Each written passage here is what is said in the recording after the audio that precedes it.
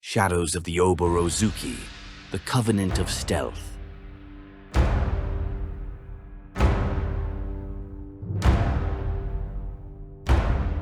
Chapter 16, Scientist from Koga. True victory is self-victory. Obi-Ichi. The sky was dingy and the aftermath of battle added to the grimness upon the grounds outside of Kyoto Castle. Armored with black and red Manchuras cloaked beneath their red and white haris, the 5 disciples had ridden long and far to reach the castle gates which had been bombarded by the rebels. A noticeable scent was quick to grab their attention, disturbing the serene view of the Kyoto hillside as the sun hid its dying light behind the mountains. The winds had begun to pick up, carrying smoke to their noses with the smell of sulfur, burning wood and corpses that blended the air around them. The disciples could not believe their eyes with the fire and havoc caused by the soldiers of the Temple of Hanya, also known as the Sons of Hanya. The damage was really intense and attention was needed immediately. Furanaku dismounted from Geiko and thought of knocking on the gate, yet there was hardly anything left of it to knock on. In that moment of thought, a man came running towards them from the inner grounds of the castle courtyard. "Ah, by the heavens! You have finally arrived. If you be Kuno Garuda's men, I am the one called Senkichi Sekibe, the government general running this campaign." The partly armored middle-aged man boasted a medium-sized stocky build with a neatly trimmed goatee. "Here is our master's letter to you, sir," said Furanaku, as he removed the sealed scroll from inside his sash and handed Kuno's note to the general. Yes, thank you. Would you be the one called Furanaku Higoshi?" "Yes, I am he." "You see, Furanaku, ever since our military advisor Kansuke was placed in power, things began to change for the good around here, but for reasons not understood, someone in parliament has framed Kansuke. I know I risk my tongue speaking these things to you, but by the code of Bushido something must be done to prevent this unjust cause. That's why I seek the help of Kuno Garuda and the Covenant of Stealth." "Why would they frame Kansuke?" Furanaku asked. "They obviously want him dead so that they can be the ones to control things around here. My guess is they think Kansuke is too soft to be an advisor, or perhaps they feel him to be a threat somehow, but I suspect some foul play." "What would you have us do, Senkichi-sama?" "You must look into the matter and prove Kansuke's innocence. Go quickly. Then we may be able to help with this uprising and drive away the Sons of Hanya, perhaps get to the bottom of who is behind all this." "Why is there such an uprising anyway?" "Well, first of all, Kansuke was the kind of politician that people loved, and now they don't take the new one so fondly. But that's only a part of the story, because what got Kansuke thrown into prison was the events that are happening here today." "Events?" "You see, supposedly Kansuke is to blame. But it's not in my right to expose the full details to you right now, as there are spies everywhere, Furanaku-san. We also ask that you keep a watch on Genta Hibiki's right-hand man Ginjiro-san. It seems that Ginjiro has more control of things than Lord Hibiki himself these days. Your duty is a personal order from Lord Asano Kusunoki himself to Kuno Garuda.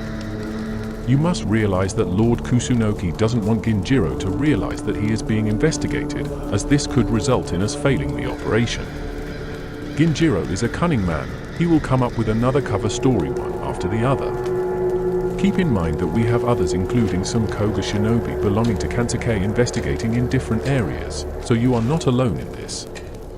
Soon the trouble will be solved and Kansuke will be freed. You may take lodging within our tents if need be. Take this golden pass coin and see my advisor Sekibe at the camping grounds. I trust Kuno-sama enough to give you this full responsibility and safe passage. Do not abuse it. It is an honor, Senkichi-sama." Furanaku bowed in thanks. "Now you must hurry. We will ride to the camping grounds and from there my army will take care of your horses until you need them, but I will need to ride with you." "Brothers, we shall make haste now," commanded Furanaku. Nodding his head at Senkichi, Furanaku then leaped up onto Geiko, helping Senkichi to step up onto the horse. he and the others made way to seek out Sekibe within the campsite, granted passage by Senkichi himself. "It is all up to you from here, good luck, men," Senkichi said as he dismounted from Geiko. Another horse was provided for him as the disciples entered the campsite on foot. Their horses were taken into custody. The disciples found the commander's tent, which was cream in color, square and large. An armored guardsman halted them at once, his left hand held out in front of him, and his right hand on the hilt of his katana, demanding that they show a pass of authorization. "What business do you lot have coming to the commander's tent? Answer me at once." "Okay, for crying out loud," Ruji yelled in frustration. "Easy now, Ruji, he has no idea who we are, does he?" Furanaku stated to ease the fury of the hot-headed Ruji. "Here you go, sir, our pass given by Senkichi himself. Hibiki's golden seal. Well, my apologies, enter as you wish." As the disciples entered the tent, they noticed one man contemplating stressfully over a pile of documents. His head hit the oaken table in frustration as he slammed his fist into it. Around him, 3 guardsmen kept themselves occupied over a game of Go. The entrance of the 5 disciples caught the secretary commander's attention. "Ah yes, finally," he stated with a look of relief. "There are 5 of you, so you must be the men of Kuno Garuda." "Indeed," Furanaku replied, lowering his head. The others followed. "Come, sit by me and we will discuss business." "Men, I require privacy with these samurai."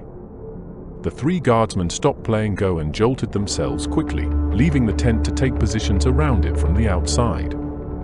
"Unfortunately, you can't show the guardsmen your coin. We can't have Ginjiro find out what's going on, so travel in stealth. Keep a low profile, do what you must, but I suggest you split up, understood?" "Hi," the disciples replied. "If you get confused, or if you need to understand something about the direction in which you are to travel, come see me or Senkichi at once. Any new information or evidence is helpful. My suggestion is that you do not bother Senkichi. It increases the chances of putting him under suspicion by Ginjiro-san." "Understood," Furanaku replied. "Any questions?" "None, men." Furanaku looked to his brothers, but they remained silent. Sekibe and the disciples studied and discussed the area map until it was memorized completely. Soon came time for them to disperse. The 5 agents of the Covenant of Stealth began their course round the Kyoto Castle grounds. The sounds of cicadas added music to the dull silence of the night. The hour of the rat was upon them as the sky had blackened fully by that time. The quarter moon was turned upward like the crescent moon of an iron war helmet. Smoke raised up from the bonfires of the camping grounds of Kyoto as soldiers cooked fish. The disciples hatched a grand scheme, utilizing their unique talents and high creativity.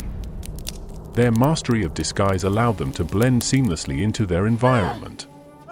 They infiltrated the cult, gathering information, and working tirelessly to unveil the truth. Furanaku, the group's enigmatic commando, manipulated the cult's secrets to their advantage. His expertise in deciphering complex codes would assist in unmasking the truth hidden behind the cult's nefarious plans. Ruji, a master of deception, would deceive the enemy and create diversions to ensure the success of the mission. Jeizo's nimble acrobatics helped them traverse treacherous terrain.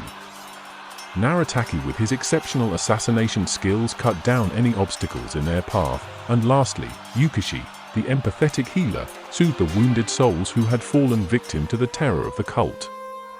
With each passing obstacle, they discovered more evidence that pointed to Kansuke's innocence and the true perpetrators behind the uprising. Following his sharp sense of awareness and direction, Ruji managed to meet up with the crew who had been settled surreptitiously amidst a group of shrouds near Senkichi's campsite. "What the hell is going on here?" Furanaku asked. "Who?" "That is the question. Someone obviously wants Hibiki dead so that they can rule this district. Someone must have promised the locals some major cold hard coin for them to do something like this. We must see Senkichi-san at his home, but we need to move quickly, so let's go," commanded Furanaku.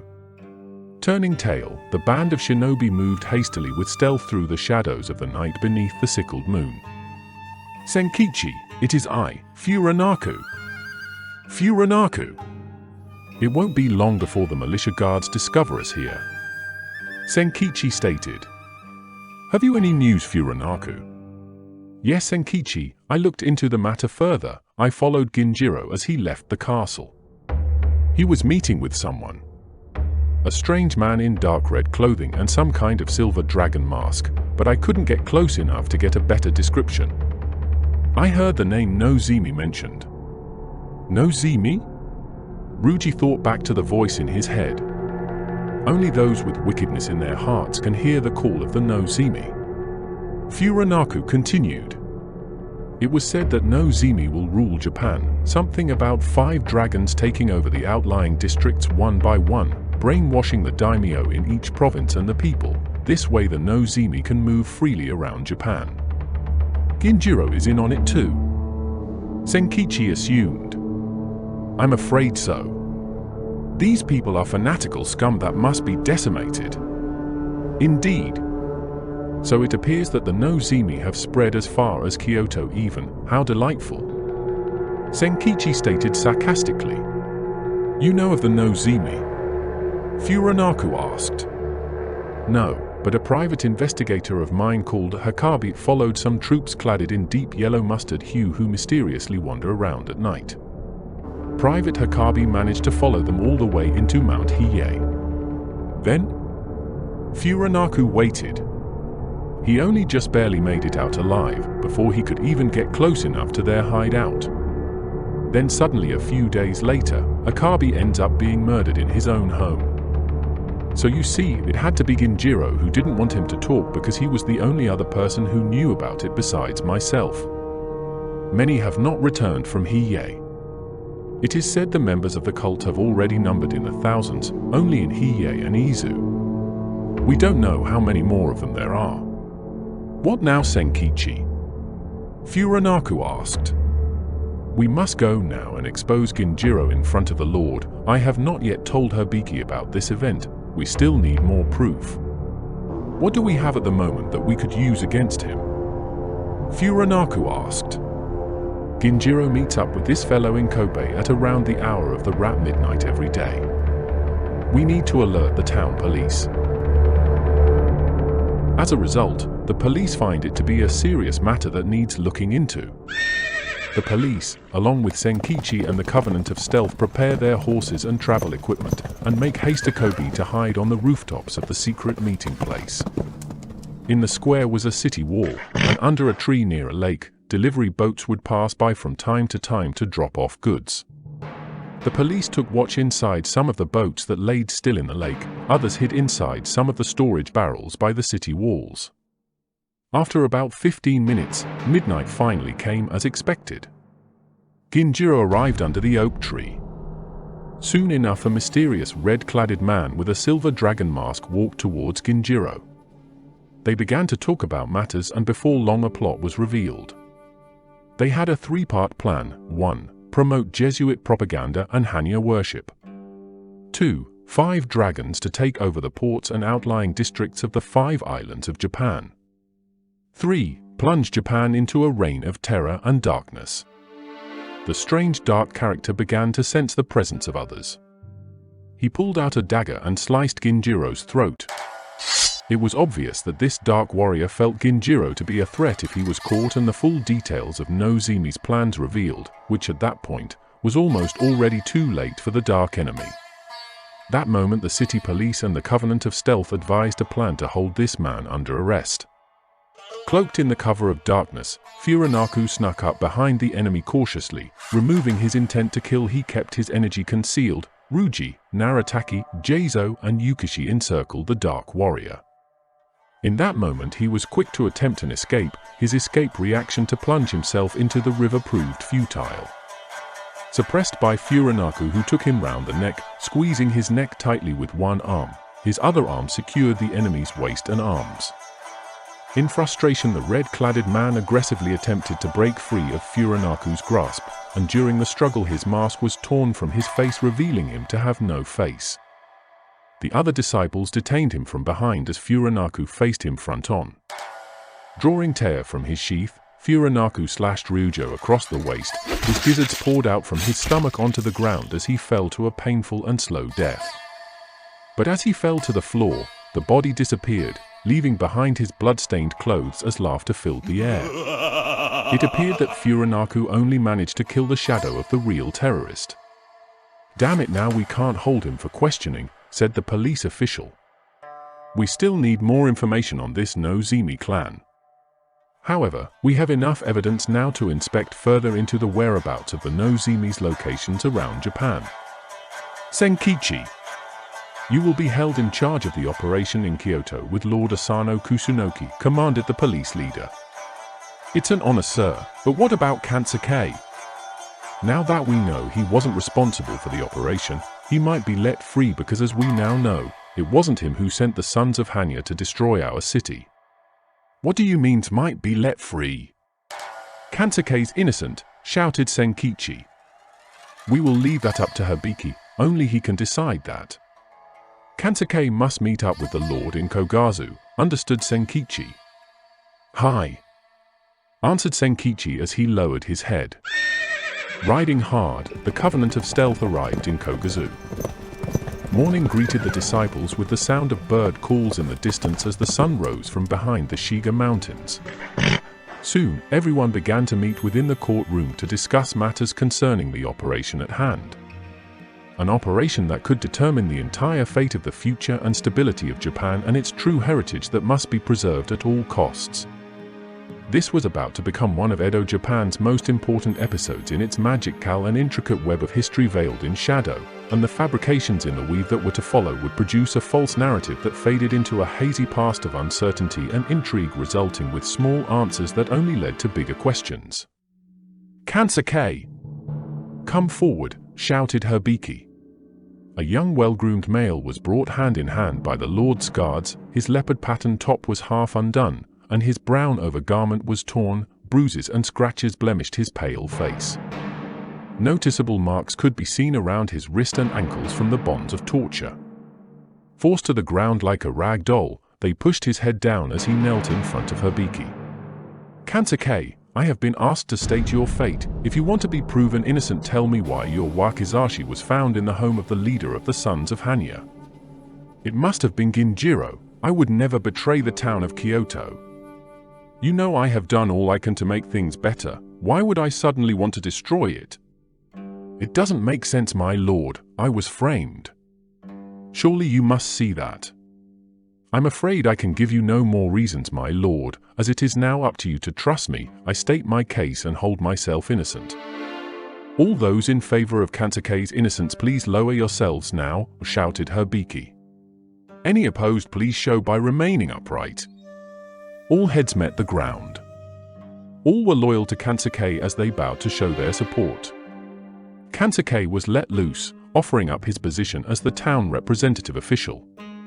Kansuke refused to reconsider his position within the council and chose another path. Released from Parliament, he was welcome to return any time. "There are 5 of you? Are you Garuda's men? We have come to rescue you, Kansuke-san," Yukisha stated. "Yes, it is us," confirmed Furanaku. "How can I thank you for all you've done for me?" Kansuke said as he humbled himself towards the 5 heroes of the Covenant of Stealth. "Never mind, it is our duty as shinobi of the Covenant of Stealth," stated Furanaku. "I never even got all of your names," implied Kansuke. "I am Furanaku Higoshi of Owari. I'm Ruji Konoshiro of Sagami. I am Narataki Narayan of Zengetsu. I am Jeizo no Soto of Iga. I am Yukisha Toda of Kumogakure." "Thank you all," replied Kansuke. "Tell me of your clan and Kuno Garuda." "We cannot reveal everything at this time," answered Furanaku, "but we are recruiting members for our master until the number is 12. We only have 4 left to recruit." "Sounds fascinating indeed. Please, Furanaku, Ruji, count me in as I have no place of significance to go." "Welcome to the group, Kansuke," said Furanaku. Kansuke saw to Senkichi to organize their clothes and horses, one with a carriage for Kansuke's goods so that they may be taken safely back to Osaka. Kansuke knew most of the government officials around Japan, so his addition to the group was rewarding. The journey had been tiresome, and the disciples looked forward to stepping through the gates of Katsushoji, their haven. Master called Furanaku as he and the others waltzed in the gateway of Katsushoji. The disciples and Kansuke made way to the meeting hall to report to Lord Kuno. The mission was a success, Master. We managed to get a bonus out of it in the end. I have brought another with us. He is the very Kansuke whom we rescued on our journey into Kyoto. Indeed, said Master Kuno with intrigue. I have heard of you. It is an honor, Kuno-sama. Kansuke said, bowing his head. Kansuke was a politician and scientist, and most recently, a jonin, said Furanaku. Although Kansuke was always very busy with science projects and political affairs, he had been there for people on some important matters. This Kansuke, a scientist and politician. How convenient, thought Lord Kuno to himself as he smirked. The universe has spoken once again. Happy to see a new member of the clan, Kuno was most pleased of his disciples, and most of all, the mission was a success.